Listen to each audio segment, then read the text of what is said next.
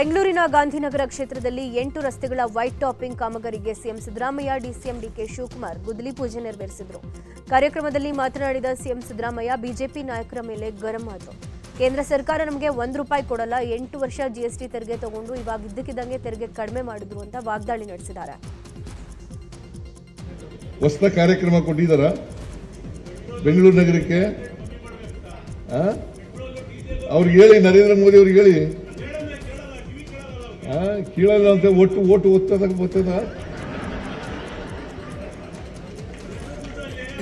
ಪಾರ್ಲಿಮೆಂಟ್ಗೆ ಒತ್ತು ಬಿಡ್ತಿರಲ್ಲ.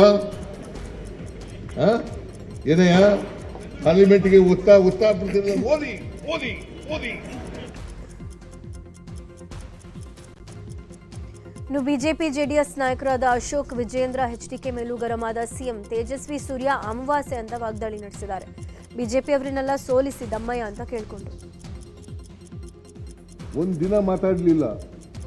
ಅವ್ರು ಯಾರೋ ಒಬ್ಬ ಸೌತ್ನಲ್ಲಿ MP ಯಾರು, ಸೂರ್ಯ ಅಮಾವಾಸ್ಯೆ ಅಂತ ಕರಿತೀನಿ ನಾನು ಅವ್ರಿಗೆ. ಒಂದು ದಿನ ಮಾತಾಡಲಿಲ್ಲ. ಅವ್ರು ಯಾರೋ ಒಬ್ಬ ಸೌತ್ನಲ್ಲಿ MP ಯಾರು, ಮಂತ್ರಿ ಇದ್ದಾರೆ ಈ ಅಮ್ಮ, ಯಾರವರು, ಶೋಭಾ ಕರಂದ್ಲಾಜೆ. ಒಂದು ದಿನ ಬಾಯಿ ಬಿಡಲಿಲ್ಲ. ಕುಮಾರಸ್ವಾಮಿ ಮಂತ್ರಿ ಒಂದು ದಿನ ಬಾಯಿ ಬಿಡ್ಲಿಲ್ಲ. ಕರ್ನಾಟಕಕ್ಕೆ ಕೊಡಬೇಕಾಗಿರೋ ದುಡ್ಡು ಕೊಡ್ರಿ ಅಂತ ಹೇಳಿಲ್ಲ. ಇವ್ರಿಗೆ ಏನ್ ಮಾಡ್ಬೇಕು ಹೇಳಿ? ಮತ್ತೆ ನಮ್ಮಿಂದ ನಿಮ್ಮ ಓಟ್ ತಗೊಂಡು ಹೋಗಿ ಗೆದ್ದೋದ್ರಲ್ಲ, ಇವರು ಒಂದಿನ ನೀವು ಮಾತಾಡಿದೆವು, ನಿಮಗೆ ಕೋಪ ಬರ್ತದೋ ಇಲ್ವೋ? ಮತ್ತೆ ಕೋಪ ಬಂದಾಗ ಏನ್ ಮಾಡ್ಬೇಕು? ಅವರು ಸೋಲ್ಸ್ತಕ್ಕಂಥ ಕೆಲಸ ಮಾಡ್ರಪ್ಪ, ನಿಮ್ ದಮಯ ಅಂತೀನಿ.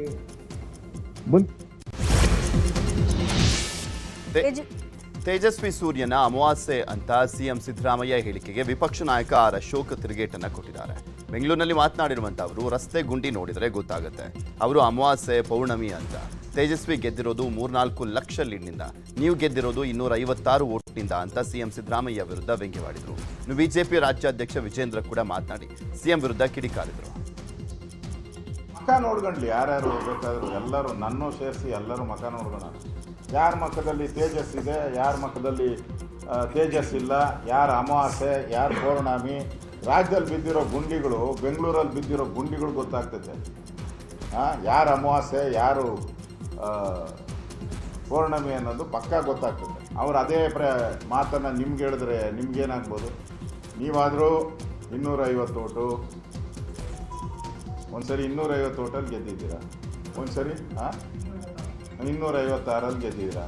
ತೇಜಸ್ವಿ ಸೂರ್ಯ ಒಂದ್ಸರಿನೂ ಸೋತಿಲ್ಲ ರೀ, ಗೆದ್ದಿರೋದೆಲ್ಲ 3.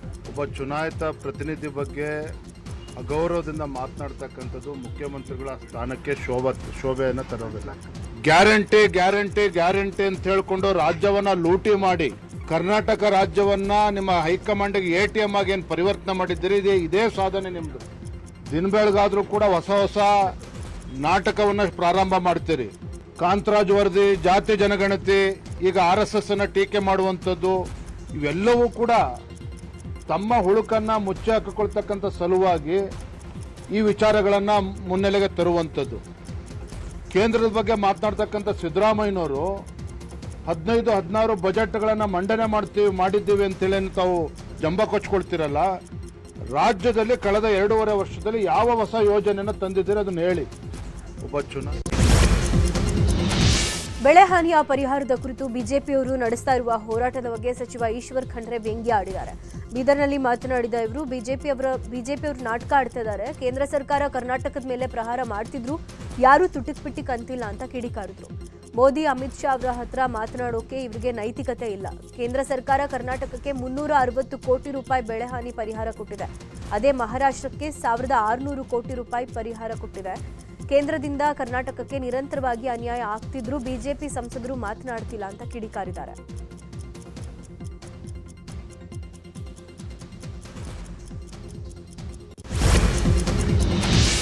ಬಿಹಾರ ಚುನಾವಣೆಗೆ ಕಾಂಗ್ರೆಸ್ ಸರ್ಕಾರ ಹಣ ಸಂಗ್ರಹ ಮಾಡ್ತಾ ಇದೆ ಎಂಬ ಬಿಜೆಪಿ ನಾಯಕರ ಆರೋಪಕ್ಕೆ ಸಾರಿಗೆ ಸಚಿವ ರಾಮಲಿಂಗಾರೆಡ್ಡಿ ತಿರುಗೇಟನ್ನು ಕೊಟ್ಟರು.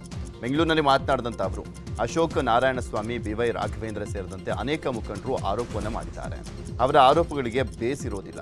ಸುಳ್ಳು ಆಪಾದನೆ ಮಾಡುವುದಕ್ಕೆ ಚಾಮರಾಜಪೇಟೆಯಿಂದ ಮೆಸೇಜ್ ಬರುತ್ತದೆ ಅಂತ ಆರೋಪವನ್ನು ಮಾಡಿದರು. ಈ ರೀತಿ ಸುಳ್ಳು ಆಪಾದನೆಗಳು ಮಾಡದೇ ಇದ್ದರೆ ಆಮೇಲೆ ಅವ್ರು ಏನಾಗುತ್ತೆ, ಈ ಬಿ ಜೆ ಪಿ ಮುಖಂಡಗಳಿಗೆಲ್ಲ ಈ ಚಾಮರಾಜಪೇಟೆಯಿಂದ ಮೆಸೇಜ್ ಬರುತ್ತೆ, ನೀವು ಈ ರೀತಿ ಟ್ವೀಟ್ ಮಾಡಬೇಕು ಅಂತ. ಕೇಶವಕೃಪಾದಿಂದ ಮೆಸೇಜ್ ಬಂದ ತಕ್ಷಣ ಇವರು ಎಲ್ಲ ಕಡೆ ರಾಜ್ಯದ ಎಲ್ಲೆಲ್ಲಿರ್ತಾರೆ ಇವರೆಲ್ಲ ಮುಖಂಡಗಳಿದಾರಲ್ಲ ಇವರೆಲ್ಲನೂ ಎಲ್ಲ ಕಡೆ ಪತ್ರಿಕಾಗೋಷ್ಠಿ ಕರೆದು ಮಾತಾಡ್ತಾರೆ. ಈ ರೀತಿ ಸುಳ್ಳು ಆಪಾದನೆಗಳು ಮಾಡದೇ ಇದ್ದರೆ ಆಮೇಲೆ ಅವ್ರು ಏನಾಗುತ್ತೆ. ಇನ್ನು ಇತ್ತ ಬಿಜೆಪಿ ವಿರುದ್ಧ ವಾಗ್ದಾಳಿ ನಡೆಸಿರುವಂತಹ ಸಚಿವ ದಿನೇಶ್ ಗುಂಡೂರಾವ್, ಯಡಿಯೂರಪ್ಪ, ಅಶೋಕ್ ಎಲ್ಲ ಏನ್ ಮಾಡಿದ್ರು, ಅವರಿಗೆ ಫಂಡಿಂಗ್ ಮಾಡಿನೇ ಅಭ್ಯಾಸ, ಅವರ ಮಾತಿಗೆ ಯಾವುದೇ ಕಿಮ್ಮತ್ತಿಲ್ಲ ಅಂತ ಹೇಳಿದ್ರು. ಬಿಜೆಪಿಯವರು ಅದೇ ತಾನೇ ಕೆಲಸ ಮಾಡಿದ್ದು. ಏನು ಯಡಿಯೂರಪ್ಪನವರು ಅವರೆಲ್ಲ ಮುಖ್ಯಮಂತ್ರಿ ಆಗಿದ್ದಾಗ ಅದೇ ತಾನೇ ಮಾಡಿದ್ದು. ವಿಜೇಂದ್ರ ಏನು ಹೇಳ್ತಾ ಇದ್ರು ಅಂತ ಅಶೋಕ್ ಅವರೆಲ್ಲ ಹೇಳ್ತಾ ಇದ್ರು. ಅವರೆಲ್ಲ ಫಂಡಿಂಗ್ ಮಾಡಿ ಅಭ್ಯಾಸ ಅವರಿಗೆ. ಅವ್ರ ಹಣದ ರಾಜಕಾರಣವನ್ನು ಅತಿ ಹೆಚ್ಚು ಮಾಡಿರ್ತಕ್ಕಂಥದ್ದೇ ಭಾರತೀಯ ಜನತಾ ಪಾರ್ಟಿ. ಅವ್ರು ಬಂದು ಇವತ್ತು ನಮ್ಮ ಮೇಲೆ ಇಂಥ ಎಲ್ಲ ಹೇಳಿಕೆಗಳು, ಇದು ಯಾವುದೇ ಅದಕ್ಕೆ ಒಂದು ಕಿಮ್ಮತ್ತಿಲ್ಲ ಅಂತ ಹೇಳ್ತಾರೆ. ಕೇಂದ್ರ ಸಚಿವ ಎಚ್ಡಿಕೆ ಅವರನ್ನ ಬಿಜೆಪಿ ರಾಜ್ಯಾಧ್ಯಕ್ಷ ಬಿವೈ ವಿಜೇಂದ್ರ ನಿನ್ನೆ ಭೇಟಿಯಾಗಿದ್ದಾರೆ. ಬಿವೈ ವಿಜೇಂದ್ರಗೆ ಛಲವಾದಿ ನಾರಾಯಣಸ್ವಾಮಿ ಸಾಥ್ ನೀಡಿದರು. ಮುಂಬರುವ ಸ್ಥಳೀಯ ಸಂಸ್ಥೆ ಚುನಾವಣೆಗೆ ಉಭಯ ನಾಯಕರು ಮಾತುಕತೆ ನಡೆಸಿದರು. ಜೊತೆಗೆ ಆರ್ಎಸ್ಎಸ್ ಬ್ಯಾನ್ ಜಟಾಪಟಿ, ಸರ್ಕಾರದ ವಿರುದ್ಧ ಹೋರಾಟಗಳ ಬಗ್ಗೆಯೂ ಚರ್ಚೆ ನಡೆಸಲಾಯಿತು. ಎಚ್ಡಿಕೆ ಭೇಟಿ ಬಳಿಕ ಮಾತನಾಡಿದ ಬಿಜೆಪಿ ರಾಜ್ಯಾಧ್ಯಕ್ಷ ಬಿವೈ ವಿಜೇಂದ್ರ, ಕಾಂಗ್ರೆಸ್ ಸರ್ಕಾರದ್ದು ಲೂಟಿ, ನಿಮ್ಮ ಸರ್ಕಾರದ ಸಾಧನೆ, ರಾಜ್ಯವನ್ನ ಕೊಳ್ಳೆ ಹೊಡೆಯೋದನ್ನ ರಾಜ್ಯದ ಜನ ನೋಡ್ತಿದ್ದಾರೆ ಅಂತ ಆಕ್ರೋಶ ವ್ಯಕ್ತಪಡಿಸಿದರು. ಇದೇ ವೇಳೆ ಬಿಜೆಪಿಯವರು ಸೀಳು ನಾಯಿಗಳು ಎಂಬ ಹೇಳಿಕೆ, ಪ್ರಿಯಾಂಕ್ ಖರ್ಗೆ ಹೇಳಿಕೆಗೆ ತಿರುಗೇಟನ್ನ ನೀಡಿದ್ದಾರೆ. ಈ ರೀತಿ ಅಪ್ರಬುದ್ಧ ಹೇಳಿಕೆಗಳಿಗೆ ನಾವು ಪ್ರತಿಕ್ರಿಯೆ ನೀಡೋದಕ್ಕೆ ಹೋಗೋದಿಲ್ಲ. ನಾನು ತಮ್ಮ ಮೂಲಕ ಗೌರವಾನ್ವಿತ ಸಚಿವರಾಗಿರುವಂಥ ಪ್ರಿಯಾಂಕಾ ಖರ್ಗೆ ಅವ್ರಿಗೆ ಒಂದೇ ಮಾತನ್ನು ಹೇಳ್ತೇನೆ, ಕೆಲಸಕ್ಕೆ ಬಾರೋದನ್ನು ಮಾತನಾಡೋದನ್ನು ಬಿಟ್ಟು 40-50 ವರ್ಷಗಳ ಸುದೀರ್ಘ ಒಂದು ರಾಜಕೀಯ ಹಿಡಿತವನ್ನು ಹಿಡ್ಕೊಂಡು ತಮ್ಮ ತಂದೆಯವರಾಗಲಿ ತಾವಾಗಲಿ ಇವತ್ತು ಸಚಿವ ಸ್ಥಾನದಲ್ಲಿ ಏನಿದ್ದೀರಿ, ಗುಲ್ಬರ್ಗಾ ಜಿಲ್ಲೆಯ ಪರಿಸ್ಥಿತಿ ಇವತ್ತು ಏನಾಗಿದೆ, ಶೈಕ್ಷಣಿಕವಾಗಿ ಎಷ್ಟು ಹಿಂದುಳಿದಿತ್ತು ಗುಲ್ಬರ್ಗಾ ಜಿಲ್ಲೆ, ಅದಕ್ಕೆ ಯಾರು ಹೊಣೆಗಾರರು, ನಿಮ್ಮ ಜಿಲ್ಲೆ ಇವತ್ತು ಅಭಿವೃದ್ಧಿ ಆಗಿ. ವಿಧಾನಸಭಾ ವಿಪಕ್ಷ ನಾಯಕ ಆರ್ ಅಶೋಕ್ ಭೇಟಿ ಮಾಡಿದ ಬಿಜೆಪಿ ರಾಜ್ಯಾಧ್ಯಕ್ಷ ಬಿವೈ ವಿಜೇಂದ್ರ ಮತ್ತು ವಿಧಾನ ಪರಿಷತ್ ವಿಪಕ್ಷ ನಾಯಕ ಛಲವಾದಿ ನಾರಾಯಣಸ್ವಾಮಿ ಮಾತುಕತೆಯನ್ನು ನಡೆಸಿದ್ದಾರೆ. ವಿಜೇಂದ್ರ ಆಗಮಿಸಿದ ವೇಳೆ ಪಟಾಕಿ ಸಿಡಿಸಿ ಕಾರ್ಯಕರ್ತರು ಭರ್ಜರಿಯಾಗಿ ಸ್ವಾಗತ ಮಾಡಿದರು. ಮುಖ್ಯಮಂತ್ರಿ ಸಿದ್ದರಾಮಯ್ಯನವರಿಗೆ ಬಿಜೆಪಿ ಶಾಸಕ ಸುರೇಶ್ ಕುಮಾರ್ ತಮ್ಮ ಎಕ್ಸ್ ಖಾತೆಯಲ್ಲಿ ಸಲಹೆಯನ್ನು ಕೊಟ್ಟಿದ್ದಾರೆ. ನಿಮ್ಮ ಸಚಿವ ಸಂಪುಟದ ಸದಸ್ಯ ಪ್ರಿಯಾಂಕ್ ಖರ್ಗೆ ಅವರ ಖಾತೆಯನ್ನು ಬದಲಾಯಿಸಿ, ಅವರಿಗೋಸ್ಕರ ಒಂದು ಹೊಸ ಖಾತೆಯನ್ನು ಸೃಷ್ಟಿಸಬೇಕು. ಆ ಖಾತೆಗೆ ದ್ವೇಷ ಸಾಧನೆ ಹಾಗೂ ನಿರ್ನಾಮ ಮನಸ್ಥಿತಿಯ ಖಾತೆ ಅಂತ ಹೆಸರಿಡಬೇಕು ಅಂತ ಕೋರ್ತಾ ಇದ್ದೇನೆ ಅಂತ ವ್ಯಂಗ್ಯವಾಗಿ ಸುರೇಶ್ ಕುಮಾರ್ ಟ್ವೀಟ್ ಮಾಡಿದ್ದಾರೆ. ಬೀದರ್ ಜಿಲ್ಲೆಯ ಬಸವ ಕಲ್ಯಾಣದಲ್ಲಿ ಇತ್ತೀಚೆಗೆ ನಡೆದಿದ್ದ ಆರ್ಎಸ್ಎಸ್ ಪಥಸಂಚಲನದಲ್ಲಿ ಭಾಗಿಯಾಗಿದ್ದ ಹಿಂದುಳಿದ ವರ್ಗಗಳ ಕಲ್ಯಾಣ ಇಲಾಖೆಯ ವಸತಿ ನಿಲಯದ ಅಡುಗೆ ಸಹಾಯಕನನ್ನ ಕರ್ತವ್ಯದಿಂದ ಬಿಡುಗಡೆ ಮಾಡಲಾಗಿದೆ. ಪ್ರಮೋದ್ ಕುಮಾರ್ ಎಂಬಾತನನ್ನ ಕರ್ತವ್ಯದಿಂದ ಬಿಡುಗಡೆಗೊಳಿಸಿದ್ದು, ಈತ ಬಸವ ಕಲ್ಯಾಣದ ಮೆಟ್ರಿಕ್ ಪೂರ್ವ ಬಾಲಕರ ವಸತಿ ನಿಲಯದಲ್ಲಿ ಅಡುಗೆ ಸಹಾಯಕನಾಗಿ ಕೆಲಸ ಮಾಡ್ತಾ ಇದ್ದ. ಅಕ್ಟೋಬರ್ 14ರಂದು ನಡೆದ ಆರ್ಎಸ್ಎಸ್ ಪಥಸಂಚಲನದಲ್ಲಿ ಗಣವೇಶ ಧರಿಸಿ ಭಾಗವಹಿಸಿದ ಬಗ್ಗೆ ಜಿಲ್ಲಾ ಹಿಂದುಳಿದ ವರ್ಗಗಳ ಕಲ್ಯಾಣ ಇಲಾಖೆಗೆ ವ್ಯಕ್ತಿಯೊಬ್ಬರು ದೂರನ್ನ ನೀಡಿದ್ರು. ಸದ್ಯ ಈ ದೂರು ಆಧರಿಸಿ ಕರ್ತವ್ಯದಿಂದ ಬಿಡುಗಡೆ ಮಾಡಲಾಗಿದೆ. ಪುತ್ತೂರಿನಲ್ಲಿ ನಡೆದಿದ್ದಂಥ ಅಶೋಕ ಜನಮನ ಕಾರ್ಯಕ್ರಮದಲ್ಲಿ ನಡೆದಿದ್ದಂಥ ನೂಕುನುಗ್ಗಲಿನ ಬಗ್ಗೆ ಗುಪ್ತಚರ ಇಲಾಖೆ ಮಾಹಿತಿಯನ್ನು ಕೊಟ್ಟಿದೆ. ಸಿಎಂ ಸಿದ್ದರಾಮಯ್ಯ ಭಾಗವಹಿಸಿದ್ದಂಥ ಕಾರ್ಯಕ್ರಮವಾಗಿದ್ದಂಥ ಹಿನ್ನೆಲೆಯಲ್ಲಿ ದಕ್ಷಿಣ ಕನ್ನಡದ ಜಿಲ್ಲಾ ಎಸ್ಪಿ ಐಜಿಗೆ ನೂಕುನುಗ್ಗಲು ಸಂಭವಿಸುವಂಥದ್ರ ಬಗ್ಗೆ ಮುನ್ನೆಚ್ಚರಿಕೆ ನೀಡಲಾಗಿತ್ತಂತೆ. ಆದರೆ ಗುಪ್ತಚರ ವರದಿಯನ್ನು ಗಂಭೀರವಾಗಿ ಪರಿಗಣಿಸದೇ ಇದ್ದಿದ್ದರಿಂದ ನೂಕುನುಗ್ಗಲು ಸಂಭವಿಸಿದೆ ಅಂತ ಆರೋಪವನ್ನು ಮಾಡಲಾಗಿದೆ. ಅಣ್ಣನನ್ನೇ ಕೊಂದು ನಾಟಕವಾಡಿ ಮೊಸಳೆ ಕಣ್ಣೀರು ಹಾಕಿದ್ದ ತಮ್ಮನನ್ನ ಪೊಲೀಸರು ಇದೀಗ ಬಂಧಿಸಿದ್ದಾರೆ. ಕೋಲಾರದ ಕೆಂದಟ್ಟಿ ಬಳಿ ತಮ್ಮ ಅಫ್ರೋಜ್ ಅನ್ನೋ ವ್ಯಕ್ತಿ ಅಣ್ಣ ಅಫ್ರೀದ್ನನ್ನ ಬರ್ಬರವಾಗಿ ಕೊಲೆ ಮಾಡಿದ್ದ. ಇದಕ್ಕೆ ಅಫ್ರೋಜ್ಗೆ ಸ್ನೇಹಿತ ಇಬ್ರಾಹಿಂ ಕೂಡ ಸಾಥ್ ಕೊಟ್ಟಿದ್ದಂತೆ. ಅಣ್ಣನನ್ನ ಕೊಂದು ಏನು ಗೊತ್ತಿಲ್ಲದೆ ಇರೋ ಹಾಗೆ ಆರೋಪಿ ಕಣ್ಣೀರಿಟ್ಟಿದ್ದ. ಈ ವೇಳೆ ತನಿಖೆ ನಡೆಸಿದ ಕೋಲಾರ ಗ್ರಾಮಾಂತರ ಠಾಣಾ ಪೊಲೀಸರು ಕೊಲೆಯಾದ ಸ್ಥಳದಲ್ಲಿ ಅಫ್ರೋಜ್ ಟವರ್ ಲೊಕೇಶನ್ ಅನ್ನ ಪತ್ತೆ ಹಚ್ಚಿ ತನಿಖೆ ನಡೆಸಿದಾಗ ಕೊಲೆ ರಹಸ್ಯ ಬಯಲಾಗಿದೆ. ಜೊತೆಗೆ ಆರೋಪಿ ಅಫ್ರೋಜ್ ಮತ್ತು ಸ್ನೇಹಿತ ಇಬ್ರಾಹಿಂನನ್ನ ಬಂಧಿಸಲಾಗಿದೆ. ಕೋಲಾರ ಜಿಲ್ಲೆಯ ಬಂಗಾರಪೇಟೆಯಲ್ಲಿ 2022ರ ಫೆಬ್ರವರಿ ತಿಂಗಳಲ್ಲಿ ಕೊಲೆ ನಡೆದಿತ್ತು. ಕೊಲೆ ಆರೋಪಿಗೆ ಕೆಜಿಎಫ್ ನ್ಯಾಯಾಲಯ ಜೀವಾವಧಿ ಶಿಕ್ಷೆಯನ್ನು ವಿಧಿಸಿದೆ. ಗೌತಮ್ ನಗರದ ನಿವಾಸಿಯಾದಂಥ ಬಾಬು ತನ್ನ 2ನೇ ಪತ್ನಿ ಸುನೀತಾ ಜೊತೆಗೆ ಜಗಳ ಆಡುವಾಗ ಸುನೀತಾ ಅಣ್ಣಂದಿರಾದಂಥ ಹರೀಶ್ ಹಾಗೂ ಸುರೇಶ್ ಮಧ್ಯೆ ಪ್ರವೇಶಿಸಿ ಪ್ರಶ್ನೆಯನ್ನ ಮಾಡಿದರು. ಇದಕ್ಕೆ ಕೆರಳಿದ್ದಂಥ ಬಾಬು ಇಬ್ಬರ ಮೇಲೂ ಕೂಡ ಬಟನ್ ಚಾಕುವಿನಿಂದ ದಾಳಿಯನ್ನ ಮಾಡಿದ. ಈ ವೇಳೆ ಚಾಕು ಇರ್ತಕ್ಕೆ ಒಳಗಾದಂಥ ಸುರೇಶ್ ಸ್ಥಳದಲ್ಲೇ ಸಾವನ್ನಪ್ಪಿದ. ಆನೇಕಲ್ನಲ್ಲಿ ಲಿವಿಂಗ್ ಟುಗೆದರ್ ಜೋಡಿ ಆತ್ಮಹತ್ಯೆ ಮಾಡಿಕೊಂಡಿದೆ. ಒಡಿಶಾ ಮೂಲದ ಸೀಮಾ ನಾಯಕ್, ರಾಕೇಶ್ ಪಾತ್ರ ಮೃತ ದುರ್ದೈವಿಗಳು. ಕಲ್ಲುಬಾಳು ಗ್ರಾಮದಲ್ಲಿ ಲಿವಿಂಗ್ ಟುಗೆದರ್ನಲ್ಲಿ ಈ ಜೋಡಿ ಇತ್ತು. 2 ದಿನಗಳ ಹಿಂದೆ ಆತ್ಮಹತ್ಯೆ ಮಾಡಿಕೊಂಡಿರೋ ಶಂಕೆ ವ್ಯಕ್ತವಾಗಿದೆ. ಅನುಮಾನ ಬಂದು ಕಿಟಕಿ ಗಾಜನ್ನು ಒಡೆದು ಪರಿಶೀಲನೆ ನಡೆಸಿದಾಗ ಮನೆಯಲ್ಲಿ ನೇಣು ಬಿಗಿದ ಸ್ಥಿತಿಯಲ್ಲಿ ಶವಗಳು ಪತ್ತೆಯಾಗಿವೆ. ಜಿಗಣಿ ಪೊಲೀಸ್ ಠಾಣೆಯಲ್ಲಿ ಈ ಬಗ್ಗೆ ಪ್ರಕರಣ ದಾಖಲಾಗಿದ್ದು ಪೊಲೀಸರು ತನಿಖೆ ಕೈಗೊಂಡಿದ್ದಾರೆ. ಬೈಕ್ನಲ್ಲಿ ಬಂದು ದರೋಡೆ ಮಾಡ್ತಾ ಇದ್ದಂಥ ನೇಪಾಳ ಮೂಲದ 4 ಆರೋಪಿಗಳನ್ನು ಬೆಳ್ಳಂದೂರು ಠಾಣೆ ಪೊಲೀಸರು ಬಂಧನ ಮಾಡಿದ್ದಾರೆ. ಪಾರಸ್ ಸಿಂಗ್, ಮುಖೇಶ್ ಸಾಯಿ, ಬಿಪಿನ್ ಕರ್ಕಿ, ಸಮೀರ್ ಲೋಹರ್ ಬಂಧಿತ ಆರೋಪಿಗಳು. ಡೆಲಿವರಿ ಬಾಯ್ಸ್ಗಳನ್ನು ಅಡ್ಡಗಟ್ಟಿ ಹಣ, ಮೊಬೈಲ್ ಲೂಟಿ ಮಾಡ್ತಾ ಇದ್ರಂತೆ. ಅಷ್ಟೇ ಅಲ್ಲದೆ ಹೌಸ್ ಕೀಪಿಂಗ್ ಮಾಡಿಕೊಂಡು ಮನೆಗೆ ಕನ್ನ ಹಾಕಿದ್ರಂತೆ. ಸರಣಿ ದೂರುಗಳು ಬಂದಂಥ ಹಿನ್ನೆಲೆಯಲ್ಲಿ ಎಚ್ಚೆತ್ತಂತ ಇಲಾಖೆ ಸಿಸಿಟಿವಿ ದೃಶ್ಯಗಳನ್ನು ಆಧರಿಸಿ ಸದ್ಯ ಕಳ್ಳರ ಗ್ಯಾಂಗ್ ಅನ್ನು ಬಂಧಿಸಿದ್ದಾರೆ.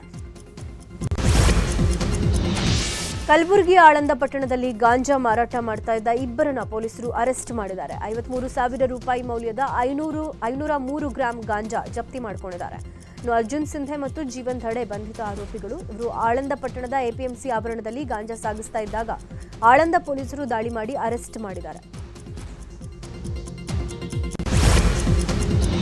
ಕರ್ತವ್ಯದ ವೇಳೆ ಪೊಲೀಸ್ ಪೇದೆ ಹೃದಯಾಘಾತದಿಂದ ಮೃತಪಟ್ಟಿರುವಂತಹ ಘಟನೆ ಚಿಕ್ಕಬಳ್ಳಾಪುರದ ಚಿಂತಾಮಣಿಯಲ್ಲಿ ನಡೆದಿದೆ. ತೀವ್ರ ಹೃದಯಾಘಾತ ಕಾಣಿಸಿಕೊಂಡಂತ ಹಿನ್ನೆಲೆಯಲ್ಲಿ ಕೋಲಾರ ಎಸ್ಎನ್ಆರ್ ಆಸ್ಪತ್ರೆಗೆ ರವಾನೆ ಮಾಡಲಾಗಿದೆ. ಇನ್ನು ಚಿಕಿತ್ಸೆ ಫಲಿಸದೆ ಪೇದೆ ವಿಶ್ವನಾಥ್ ಸಾವನ್ನಪ್ಪಿದ್ದಾರೆ.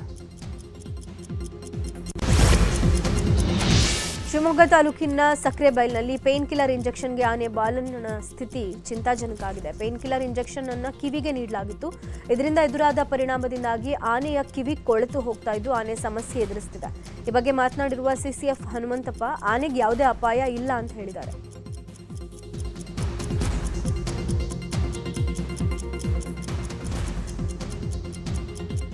ಇನ್ನು ಈ ವಿಚಾರವಾಗಿ ಸಚಿವ ಈಶ್ವರ್ ಖಂಡ್ರೆ ಪತ್ರ ಬರೆದಿದ್ದು ಸಂಬಂಧಪಟ್ಟ ಅಧಿಕಾರಿ ಹಾಗೂ ಸಿಬ್ಬಂದಿಗೆ ಶಿಸ್ತು ಕ್ರಮ ಕೈಗೊಳ್ಳುವಂತೆ ಸೂಚನೆ ನೀಡಿದ್ದಾರೆ.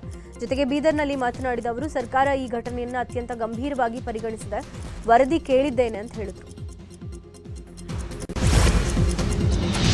ತೀರ್ಥಹಳ್ಳಿಯ ಮಾರಿಕಾಂಬಾ ದೇಗುಲದ ಬಳಿ ಪುಟ್ಟ ಕಂದಮವೊಂದನ್ನು ತಂದೆಯೇ ಬಿಟ್ಟು ಹೋಗಿದ್ದಂಥ ಘಟನೆ ನಡೆದಿತ್ತು. ಸದ್ಯ ಸಾಮಾಜಿಕ ಜಾಲತಾಣದಲ್ಲಿ ದೇಗುಲದ ಬಳಿ ಮಗು ಸಿಕ್ಕಿರುವಂಥ ಸುದ್ದಿ ವೈರಲ್ ಆಗಿದ್ದ ಕೂಡಲೇ ಮನೆಯವರು ಆಗಮಿಸಿ ಮಗುವನ್ನು ತಮ್ಮ ಸುಪರ್ದಿಗೆ ಪಡೆದಿದ್ದಾರೆ. ಶಿಕಾರಿಪುರ ಮೂಲದ ಸೈಯದ್ ಜುಬೇರ್ ಎನ್ನುವರು ತನ್ನ 1.5 ವರ್ಷ ವಯಸ್ಸಿನ ಮಗುವನ್ನು ದೇಗುಲದ ಬಳಿ ಬಿಟ್ಟು ತೆರಳಿದರು. ಮಗು ಕಂಡು ದೇಗುಲದ ಆಡಳಿತ ಮಂಡಳಿ ಸಿಸಿಟಿವಿ ಪರಿಶೀಲನೆ ಮಾಡಿದಾಗ ಘಟನೆ ಬೆಳಕಿಗೆ ಬಂದಿದೆ. ಸಾಮಾಜಿಕ ಜಾಲತಾಣದಲ್ಲಿ ವಿಡಿಯೋ ವೈರಲ್ ಆಗ್ತಾ ಇದ್ದಂತೆ ಮನೆಯವರು ಕೂಡ ದೇಗುಲವನ್ನು ಸಂಪರ್ಕ ಮಾಡಿದ್ದು ಪುಟ್ಟ ಕಂದಮ್ಮ ತನ್ನ ತಾಯಿಯ ಮಡಿಲನ್ನು ಸೇರಿದೆ.